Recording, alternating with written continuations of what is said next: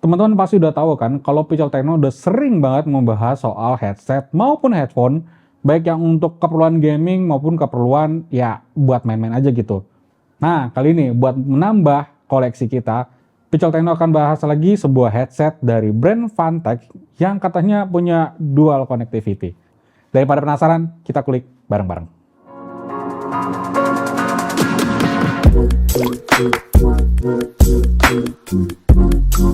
Halo guys, Jalok lagi di sini. Seperti yang sudah kita mention di awal, kali ini kita akan membahas sebuah headset dari brand Fantech, yaitu Fantech Go Air dengan kodenya WH02.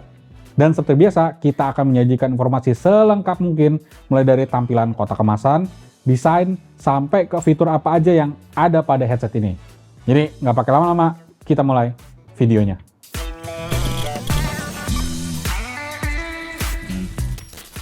Kita mulai dari packagingnya dulu. Kotak kemasan dari headset ini sebenarnya terbuat dari karton yang cukup empuk. Cuma untungnya waktu paketnya ini nyampe ke studio Picel Techno, kondisinya ya penyok tapi nggak parah-parah banget. Dan untungnya lagi, isi dari paket kemasannya ini nggak kenapa-napa sih. Jadi bisa kita lanjutin aja reviewnya ya. Sementara untuk tampilan sendiri, kita bisa melihat penampakan headsetnya di sisi depan kotaknya, yang dilengkapi dengan logo Fantech di kiri atas dan teks Go Air Wireless Headset di bagian kiri bawah. Di sisi kanan kotaknya, di sini hanya ada infografis soal kelengkapan isi dari paket penjualannya. Plus ada juga teks Go Air Wireless Headset. Terus pindah ke sisi kiri, di sini cuma ada teks Go Air Wireless Headset aja. Lanjut ke sisi belakang, baru di sini banyak banget infografis yang menunjukkan kelengkapan tombol-tombol kontrol serta I/O port yang ada pada headset ini. Ditambah juga ada infografis untuk fitur-fitur apa aja yang bisa teman-teman dapatkan dari headset ini. Dan di sisi bawahnya, teman-teman bisa menemukan serial number, juga teks-teks yang banyak banget yang berisi keterangan-keterangan yang kalau teman-teman baca jamin bakal bikin mata pegel karena teksnya udah banyak, kecil-kecil pula. Jadi mending teman-teman lihat sendiri di videonya. Kemudian lanjut ke isi paket penjualannya. Di dalam kemasannya ini nanti kita akan menemukan unit headsetnya itu sendiri, satu kabel aux dengan interface 3,5 mm ke 3,5 mm jack sepanjang 100 cm dari konektor ke konektor, dan satu kabel charger dengan interface USB Type A ke Type C sepanjang 50 cm, kartu garansi, dan buku petunjuk penggunaan. Itu aja sih, lumayan lengkap, cuma sayangnya nggak ada spare buat cushionnya ya, jadi kalau kenapa-napa ya cari sendiri.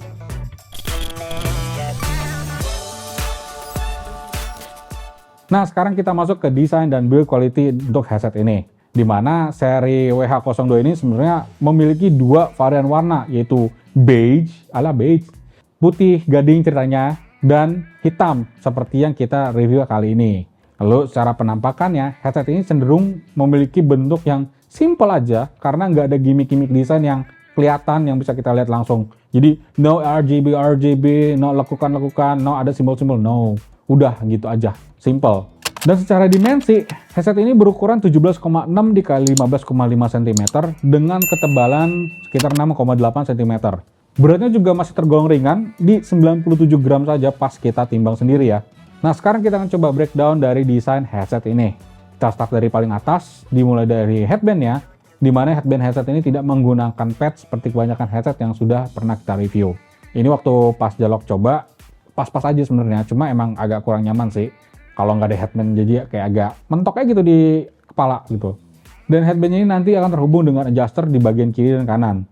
Dan adjuster ini juga memiliki stopper, cuma kalau pas Jalok tes stoppernya ini kayak halus gitu loh, nggak kayak headset yang lain yang bisa kita adjust sedikit-sedikit gitu. Jadi kalau kita mau pakai headset ini, stoppernya itu harus kita adjust sendiri kanan kiri sesuai enaknya di mana gitu. Agak ribet sih, nggak ada kayak pembatasnya gitu. Next kita ke bagian ear cup, di mana headsetnya ini menggunakan ear cup berbentuk on ear, yang artinya jadi cuma nempel aja di luar kuping kita. Jadi dia bukan over ear yang menutupi semua telinga kita gitu ya. Dan nanti di bagian luar dari ear cup ini terdapat logo GO yang dicetak dengan warna putih. Dan ear cup ini sendiri berbentuk bundar dengan diameter 6,8 cm yang terhubung dengan headbandnya menggunakan ansel yang dapat berputar 90 derajat. Jadi kalau misalnya headset ini bisa kita kelungin, kita bisa naruh dengan nyaman gitu. Nggak perlu sampai harus ngegelembung atau gimana. Cuma engselnya ini bukan yang model lipat. Jadi kalau kita mau misalnya masukin ke tas, atau misalnya kita mau tenteng-tenteng, dia masih agak ngabisin tempat sih. Jadi cuma bisa buat diputar doang, buat ditempel ke badan kita. Kemudian kalau kita pindah ke sisi dalam, ear cup-nya ini masing-masing dilengkapi dengan ear cushion berbahan busa yang empuk sih kalau Jolox coba pencet-pencet, dan dilapisi dengan material kulit sintetis. Pada masing-masing ear cushion ini memiliki ketebalan sekitar 0,6 cm, sehingga kalau kita total ear cup-nya ini memiliki ketebalan mencapai 3 cm. Dan ear cushion ini nanti sebenarnya bisa diganti, cuma emang agak ribet aja buat ganti pasangnya, dan nggak dikasih juga di bagian penjualan untuk spare-nya, jadi kita harus cari sendiri sih. Nah, yang agak ngeselin, penanda driver left dan right-nya ini dicetak menggunakan mode emboss di bagian dalam headband-nya yang dekat di bagian adjuster. Dan kalau kita mau ngeliat, kita harus arahin ke cahaya supaya kelihatan, karena itu halus banget emboss-nya. Jadi kayak agak percuma gitu. Kenapa nggak dicetak aja gitu pakai tinta biasa? Kenapa harus emboss? Dan terakhir di bagian desain adalah kelengkapan I/O port serta tombol-tombol kontrolnya. Di mana pada headset ini user interface-nya itu semua terletak pada ear cup di bagian sebelah kanan. Interface yang tersedia pada headset ini antara lain adalah lubang mikrofon, charging port dengan interface USB Type-C, 3,5 mm audio port, tombol volume down, tombol power, dan tombol volume up. Udah, itu aja kontrolnya, jadi nggak banyak-banyak. As it is aja, jadi pakainya ya sudah semestinya aja. Volume up buat up, volume down buat down, tombol power buat tombol power. Udah, gitu aja. Simple.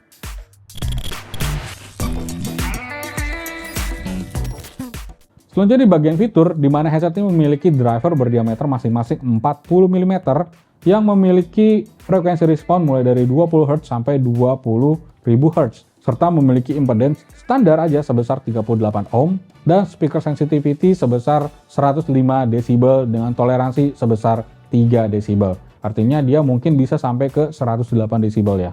Itu gede loh, udah kayak speaker. Yang kemarin aja yang si headset gaming itu cuma 86. Kemudian headset ini juga memiliki mikrofon dengan impedance sebesar 2,2 kilo ohm dan level sensitivitas sebesar minus 42 desibel dengan toleransi sebesar 3 desibel. Yang artinya mikrofon ini bisa menangkap suara dari rentang minus 39 desibel hingga 42 desibel. Jadi kalau teman-teman bisik-bisik juga sebenarnya harusnya keterima sih. Harusnya ya, ntar kita lihat bisa apa enggak. Sementara untuk jalur konektivitasnya sendiri, headset ini menggunakan dua jenis koneksi, yaitu kabel aux yang udah kita bahas di awal tadi, dan wireless menggunakan Bluetooth 5.0 dengan radius jangkauan sinyal sejauh 10 meter. Untuk koneksi kabelnya, penggunaan gampang aja, tinggal kita colokin aja kabel aux-nya ke port 3,5 mm di headset, dan port audio di laptop, PC, HP buat teman-teman yang masih ada port audionya, atau ke gaming konsol teman-teman sekalian.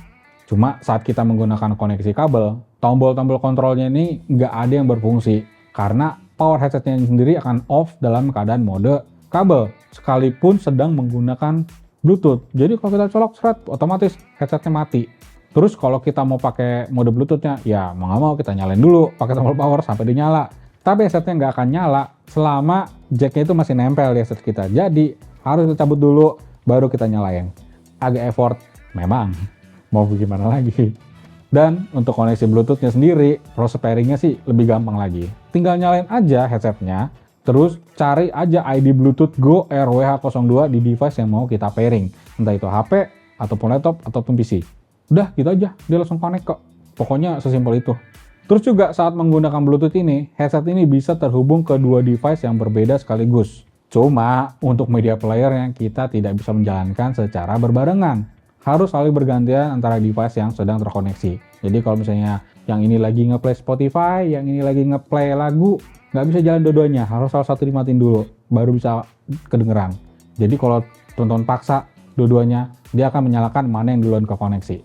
Dan setelah device yang teman-teman pakai terpairing dengan headset ini akan auto pairing kalau sempat terputus koneksinya. Jadi kalau misalnya udah sempat di-off-in, tanya lagi, dia otomatis auto pairing. Nggak usah kita pairing ulang lagi. Tapi karena headset ini masih menggunakan Bluetooth 5.0, sudah pasti latensinya juga cukup berasa. Dan pas kita tes, delay-nya ini bisa sampai setengah detik, jadi lumayan agak lama juga. Apalagi pas kita coba nonton film ya, itu berasa banget ngomongan orang itu kayak ketinggalan gitu. Bibirnya udah kemana, ngomongnya baru nyampe mana. Jadi nggak enak banget ngeliatnya delay gitu. Terus juga untuk produksi suaranya, output suaranya ini mantap banget. Saking mantapnya kita sampai puyeng waktu lagi ngetesnya. Beneran puyeng teman-teman, padahal output suaranya tuh baru di 60%. Terus pas kita coba mentokin ke 100%, suaranya ini bocor kemana-mana. Nah terus kita iseng nih, kita tes, ini level suaranya seberapa tinggi sih, pakai decibel meter gitu ya. Dan output suaranya ternyata bisa terbaca di rata-rata 67,3 desibel. dan maksimumnya di 74,6 desibel. Sudah pasti itu bakal bikin puyeng kalau kita tempelin di kuping lama-lama. Bener, percaya deh. Tes sendiri kalau mau coba. Dan ngomong-ngomong soal volume suaranya, headset ini nggak punya volume suara independen. Jadi dia selalu bergantung dengan device yang sudah terpairing dengan headsetnya sendiri. Jadi intensitas suaranya juga tergantung headsetnya. Headsetnya kita naikin, dia akan naik juga di laptop atau PC atau HP yang sedang terhubung dengan headset ini. Nah, berhubung lagi ngomongin kontrol volume, jadi kalau kita sedang menggunakan aplikasi media player, volume button ini juga bisa berfungsi sebagai media control. Jadi kayak volume up-nya ini kalau kita tahan lama, dia akan ke next song, dan volume down ini kalau kita tahan lama, dia akan ke previous song, kayak gitu. Nah, kalau kita ngomongin soal kualitas suaranya, seperti yang tadi udah jelas ngomongin, suaranya emang gede banget kedengarannya. Tapi ini sifatnya lebih ke balance dan sedikit warm, alias ada cempreng-cemprengnya sedikit. Cuma bagusnya, suaranya ini balance, jadi kayak treble dan bassnya itu keluarnya barengan. Dan kalau kita dengerin lagu, suara vokal sama suara alat musiknya itu nggak ada yang dulu-duluan. Dia pas aja gitu di kuping kita. Dan kalau kita coba main game, efek suara kayak ledakan, tembakan, itu masih kedengaran dengan jelas. Ambientnya juga masih berasa. Jadi sebenarnya so far ini nggak jelek-jelek banget sih sebenarnya output suaranya. Cuma volumenya itu aja yang ganggu. 60%-nya itu udah kayak jeder-jeder gitu loh. Jadi mendingan teman-teman kalau mau pakai headset ini di level 40-50 itu udah aman lah. Cukup, nggak sampai tinggi-tinggi banget. Nah, headset ini juga bisa kita pakai untuk menjawab telepon. Dan suaranya juga jernih kok, masih kedengaran enak waktu kita coba terima telepon. Nggak sampai ada kayak kresek-kresek atau suaranya yang berubah-berubah gitu, nggak gimana banget. Masih oke sih kedengarannya. Tapi sayangnya, kualitas mikrofonnya ini nggak bisa dibilang bagus ya teman-teman. Karena pas kita coba tes rekam menggunakan mikrofonnya, suara yang dihasilkan dari mikrofon ini cenderung kecil, terus udah gitu suaranya jadi kayak mendem, kayak lagi ada di dalam air. Nggak enak juga kedengarannya. Apalagi pas kita tes buat jawab telepon. Kayak tadi kan Jos bilang suaranya enak denger, tapi mikrofonnya nggak enak dipakai buat telepon. Karena orang yang menerima telepon di sana ngedenger suara dialog itu kayak kecil, terus berubah jadi kayak aneh gitu. Jadi nggak enak deh mikrofon kalau dipakai buat komunikasi. Jadi mendingan dipakai headset buat denger aja. Nah jadi teman-teman, kita tuh nemu sesuatu yang aneh, malah agak anomali sebenarnya. Karena pas kita coba konekin headset ini ke 3 device yang berbeda, kayak HP, laptop sama tab menggunakan koneksi Bluetooth. Terus kita coba putar video menggunakan YouTube ya. Itu suara yang dihasilkan juga beda-beda. Ada yang kenceng, ada yang pelan, bahkan kayak ada yang kayak kumur-kumur gitu. Nah daripada teman-teman bingung terus penasaran sama yang dari tadi Jolos ngomongin, mendingan kita lihat sama-sama deh hasil dari sound leak, delay test, sound quality, dan microphone test dari headset ini.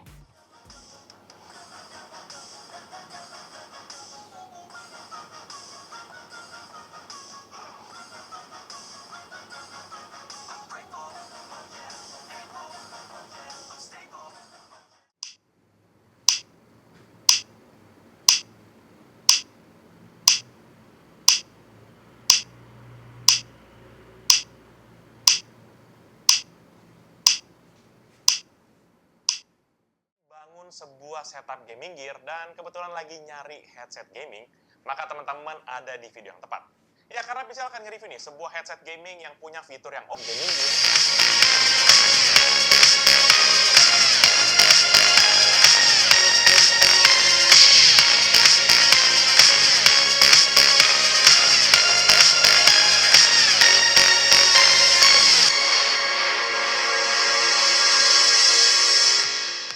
Yang teman-teman dengar sekarang adalah hasil dari mikrofon Pantex Go Air WH02 yang menggunakan koneksi Bluetooth yang telah dihubungkan ke Mac Mini M1 ada yang di belakang. Mac Mini M1 ini koneksi Bluetooth-nya ada di 5.0 sama seperti Pantex ini. Dan selanjutnya kita akan menggunakan koneksi kabel AUX.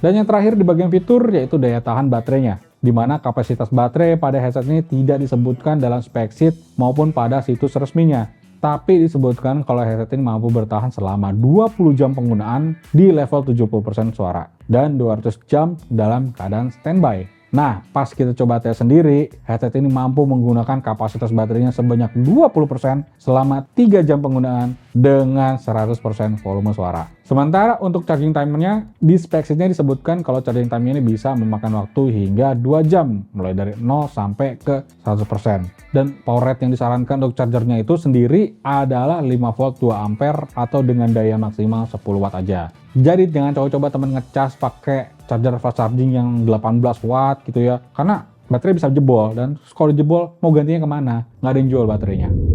Nah itu dia tadi pembahasan kita soal Fantech Go Air WH02 headset. Jadi kalau menurut pendapat pribadi kita sih, headset ini masih worth to buy kok. Karena kalau kita melihat dari sisi kualitas suaranya, headset ini masih memiliki produksi suara yang terbilang oke di level harganya. Tapi kalau soal build quality dan tampilannya, ya Jalak bisa bilang, ada harga, ada rupa. Kita nggak bisa minta banyak-banyak. Karena headset ini dibanderol di harga 100 ribuan aja dengan kualitas suara dan fitur-fitur yang sudah Jalak jelasin tadi. Dan nanti kalau ada teman-teman yang berminat dengan produk ini atau mau cek produknya, bisa teman-teman cek di deskripsi yang sudah kita tulis di bawah video ini. Jangan lupa juga untuk like dan share video ini, plus kunjungi juga sosial media Picol Techno dan Picol Media Group seperti Facebook, Twitter, Instagram, TikTok, dan website kita yaitu picolmediagroup.com. Dan jangan lupa juga kunjungi YouTube channel kita yang lain di bawah Picol Media Group yaitu Picol Main Game yang isinya konsol-konsol baik yang modern maupun yang jadul. PMG Films di mana itu isinya vlognya si Bapak Picol dengan keluarga yang kemarin mereka baru jalan-jalan tuh. Dan Picol Toys Time yang berisi review soal mainan-mainan yang bisa teman-teman mainkan bersama anak-anak, adik-adik, atau mungkin grup RT RW-nya begitu ya. Jadi itu dia video dari Picol Techno kali ini. Terima kasih sudah menonton. Kita ketemu lagi di video berikutnya. Terima kasih. Bye-bye. Nih guys, barangnya nih guys tuh. Jadi kalau bisa diginiin, tuh bisa begini-gini tuh. Tapi ya kayak gitu lah. Ini rap, bungkus.